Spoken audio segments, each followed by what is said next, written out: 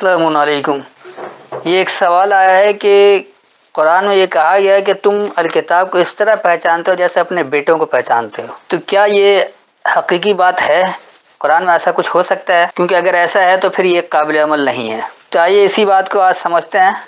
میں زیادہ نہیں جاؤں گا، صرف 2 آیتیں لوں گا، پہلے سورہ بقرہ اور پھر دوسری جگہ سورہ انعام سے۔ تو اس وقت میرے پاس حافظ نذیر احمد والا ترجمہ ہے، پہلے میں ان کا ترجمہ بتا دوں گا اور پھر اس کے بعد جو میری فہم اسے سمجھاؤں گا، اور آخر میں اس کو بتاؤں گا کہ آج کے دور میں کس طرح یہ قابل عمل ہے، کس طرح یہ ہدایت دیتی ہے۔ تو سب سے پہلے 2 کی 146 اور 147، یعنی 2 کی 146 147 جو ان کا ترجمہ، اور جنہیں ہم نے کتاب دی وہ اسے پہچانتے ہیں جیسے وہ اپنے بیٹوں کو پہچانتے ہیں، اور بے شک ان میں سے ایک گروہ حق کو چھپاتا ہے حالانکہ وہ جانتے ہیں یہ حق ہے آپ کے رب کی طرف سے، بس آپ نہ ہو جائیں شک کرنے والوں سے۔ یہ ان کا روایتی ترجمہ۔ یہاں سے صاف لفظوں میں یہی کہا جا رہا ہے کہ یہ لوگ کتاب کو اس طرح پہچانتے ہیں جیسے اپنے بیٹوں کو پہچانتے ہیں۔ سوال یہ پیدا ہوتا ہے کہ جس کے بیٹے ہی نہیں تو کیا وہ کتاب کو نہیں پہچانتے ہیں؟ پھر کہہ رہے کہ تو رب کی طرف سے حق ہے اور تم شک کرنے والے نہیں ہونا۔ اچھا، دوسری جگہ سورہ انعام اور اس کی آیت نمبر 20 لے لیں۔ یہاں بھی جو ان کا ترجمہ ہے بالکل ایسا ہی ہے کہ وہ لوگ جنہیں ہم نے کتاب دی وہ اس کو پہچانتے ہیں جیسے وہ اپنے بیٹوں کو پہچانتے ہیں، جن لوگوں نے خسارے میں ڈالا اپنے آپ کو سو وہ ایمان نہیں لاتے۔ تو اس ترجمے سے بھی بالکل وہی بات آ رہی ہے۔ اب دیکھیے حقیقت میں کیا ہے۔ تو پہلے سورہ بقرہ کی آیت، الذین آتیناہم الکتاب، وہ لوگ ہم نے انہیں الکتاب دیا ہے، یعرفونہ وہ اسے پہچانتے ہیں، کما یعرفون جیسا کہ وہ پہچانتے ہیں ابناءہم اپنی بنیاد کو، وَإِنَّ فَرِيقًا مِّنْهُمْ اور بے شک ان میں سے ایک فریق، ایک گروہ، لَيَكْتُمُونَ الْحَقَّ ضرور وہ الحق یعنی خاص سچائی چھپاتا ہے، وَهُمْ يَعْلَمُونَ اور وہ یہ جانتے ہیں۔ الحق من ربک تو خاص حق یعنی خاص سچائی تمہارے رب سے ہے، فلا تکونن پس تم نہیں ہو جانا من الممترین نفسیاتی الجھن میں پڑنے والوں میں سے، پڑے رہنے والوں میں سے۔ اس کا رواں ترجمہ ہو گیا کہ وہ لوگ جنہیں ہم نے الکتاب دیا ہے وہ اسے پہچانتے ہیں جس طرح وہ اپنے بنیادوں کو پہچانتے ہیں، اور بے شک ان میں سے ایک فریق ضرور الحق کو چھپاتا ہے اور وہ یہ جانتے ہیں۔ الحق یعنی خاص سچائی جو تمہارے رب سے ہی ہے، پس تم نفسیاتی الجھن میں پڑنے والوں میں سے نہیں ہو جانا۔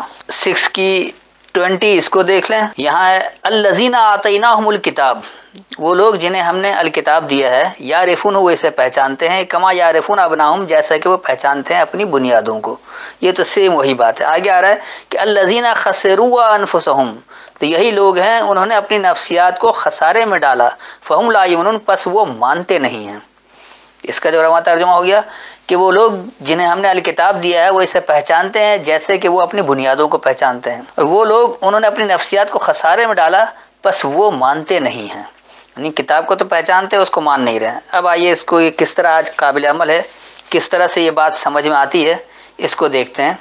پہلے سورہ بقرہ میں جو اللہ کہہ رہا ہے کہ وہ لوگ جنہیں الکتاب دی گئی ہے وہ اسے پہچانتے ہیں اپنی بنیادوں کی طرح، بیٹوں کی طرح اگر ترجمہ کرتے ہیں تو بے انتہا لوگ ہیں جن کی شادی ہی نہیں ہوئی ہیں، چاہے وہ مرد ہو عورت ہو، جس کی شادی ہی نہیں ہوئی اس کے بیٹے کہاں سے ہو جائیں گے؟ بہت سے لوگ ایسے ہیں جو بڑی عمر تک بھی پہنچ جاتے ہیں اور شادی نہیں کرتے ہیں۔ پھر جو لوگ شادی کرتے ہیں ان میں ضروری نہیں کہ سب کو بیٹا ہو جائے، بیٹی بھی ہو جاتی ہے، بہت سوں کو بیٹے نہیں ہوتے ہیں۔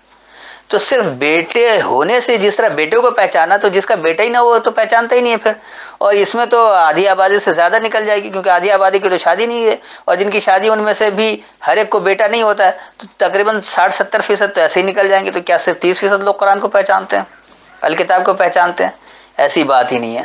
تو الکتاب کو تو سب پہچانتے ہیں، جنہیں الکتاب دی گئی سب جانتے ہیں کہ اللہ کی کتاب ہے، اور وہ اس طرح پہچانتے ہیں جیسے اپنی بنیاد کو پہچانتے ہیں۔ اپنی بنیاد سب جانتا ہے کہ اس کی بنیاد کیا ہے۔ اب اس کی بھی 2 مثالیں کہ بنیاد کو کیسے پہچانے، بنیاد کیا ہوتی ہے۔ ایک تو وہ جو معاشرے میں اس نے اپنا مقام بنا رکھا ہے، اس کی بنیاد کن باتوں پر ہے، یعنی وہ بہت سچا آدمی ہے اس بنیاد پر اس کی پہچان ہے، وہ بہت ایماندار آدمی اس بنیاد پر اس کی پہچان ہے، وہ بہت بڑا رشوت خور ہے اس بنیاد پر اس کی پہچان ہے، وہ کوئی اعلیٰ آفیسر اس بنیاد پر اس کی پہچان ہے۔ تو ہر ایک کی کوئی نہ کوئی پہچان ہوتی ہے، اس کی بنیادی پہچان ہوتی ہے، کس حوالے سے وہ جانا جاتا ہے۔ کچھ کھیل کود کے حوالے سے جانے جا رہے ہیں، کوئی اچھے عہدیدار کی حیثیت سے جانا جا رہا ہے، کوئی ایماندار سے جانا چاہ رہا ہے، کوئی بے ایمانی سے جانا جا رہا ہے، کوئی رشوت خوری سے جانا جا رہا ہے، کوئی کرپشن سے جانا پہچانا جا رہا ہے. تو ہر ایک کی ایک بنیاد ہوتی ہے اس کی پہچان کی. اپنی بنیاد کو ہر ایک کوئی جانتا ہے کہ اس کی پہچان کی بنیاد کیا ہے. تو وہ اسی طرح جس طرح اپنی بنیاد کو پہچانتے ہیں ایسے ہی وہ الکتاب کو بھی پہچانتے ہیں. یہ اور بات ہے کہ اس پر عمل کریں یا نہ کریں. اس لیے کہہ رہے ہیں کہ ان میں سے ہی ایک گروہ ہے جو ضرور الحق کو چھپاتا ہے. خاص سچائی الحق جو وہ اللہ کی بات میں ہے، اللہ کی کتاب میں ہے. اللہ کی کتاب جو باتیں بتا رہی ہے الحق ہے، یہ خاص سچائی ہے.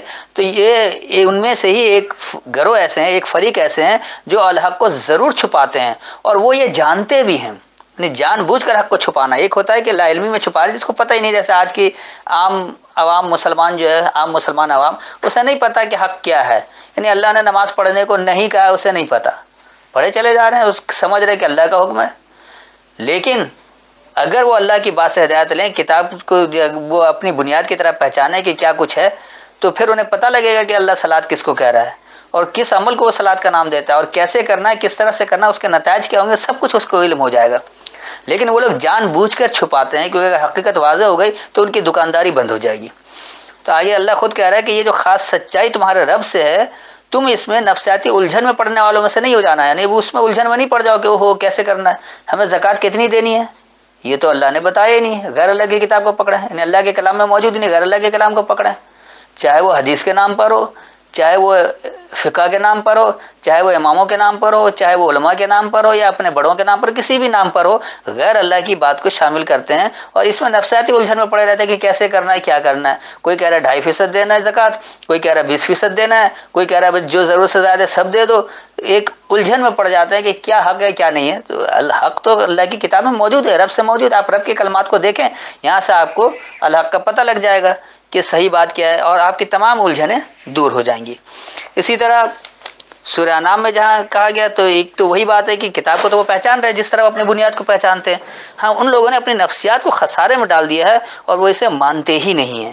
یہ ضرور کہا گیا کہ ایسے لوگ اپنی نفسیات کو خسارے میں ڈال دیتے ہیں کیونکہ وہ اللہ کی آیت کو نہیں مانتے. اگر وہ اللہ کی آیت کو ماننے والے ہوتے تو قطعی طور پر ایسا نہیں ہوتا کہ وہ اللہ کی بات کو نہ مانیں اور غیر اللہ کے اعمال پر، غیر اللہ کے کلمات پر اپنی بنیاد کو مان لیں اور اسی پر عمل کرتے رہیں. تو جیسے ہی آپ قرآن کو سمجھیں گے، اس کی حقانیت کو جانیں گے، تو جان لیں کہ ہر بات آپ کو اچھی طرح سے واضح ہو جائے گی اور قطعی کوئی پریشانی نہیں ہوگی اللہ کے احکامات پر عمل درآمد کرنے سے. امید ہے اتنی وضاحت کافی ہوگی. پھر بھی کوئی سوال ہو تو بعد میں پوچھ سکتے ہیں. السلام علیکم.